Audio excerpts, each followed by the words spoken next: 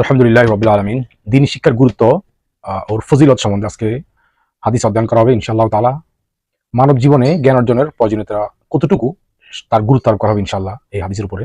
হযরত আব্দুল্লাহ ইবনে মাসউদ রাদিয়াল্লাহু থেকে বর্ণিত, রাসূল সাল্লাল্লাহু আলাইহি ওয়াসাল্লাম বলেছেন, দুই ব্যক্তি সম্পর্কে প্রতিযোগিতা করা, পোষণ করা নাজাইজ নয়। মানে দুই ব্যক্তির ব্যাপারে প্রতিযোগিতা করা বা তাদের প্রতি হিংসা করা এটা নাজাইজ কিছু না, কিন্তু ইসলামে হিংসা টোটালি নিষিদ্ধ করা হয়েছে, হারাম বলা হয়েছে। কিন্তু দুই ব্যাপারে এটা নিষেধ করা হয়েছে, এটাকে উৎসাহিত দেওয়া হয়েছে। এক, আল্লাহ যাকে ধন সম্পদের অধিকারী করেছেন এবং তাকে তা সৎপথে ব্যয় করার মন মানসিকতাও দিয়েছেন, এই ব্যক্তির উপরে আমরা হিংসা করতে পারি বা আল্লাহর কাছে চাইতে পারি, আকাঙ্ক্ষা করতে পারি যে আল্লাহ তারা যে সম্পদ দিয়েছেন, সে যেভাবে আপনার রাস্তা দান করতেছে, আপনার নৈকট্য হাসিল করতেছে, সেভাবে আমাকেও আপনি সম্পদ দেন। কিন্তু এই ব্যাপারে একটা চালাকি আছে, অনেকে চালাকি করে যে আল্লাহ আপনি যদি আমি একটা কিতা শুনে আপনাদেরকে, আল্লাহ আপনি আমার 10 লক্ষ টাকা দেন, আমি 5 লক্ষ টাকা আপনার এই রাস্তা দিয়ে দিব, আর 5 লক্ষ টাকা আমার জন্য রাখবো। যদি আপনার বিশ্বাস না হয় তাহলে আপনি 5 লক্ষ টাকা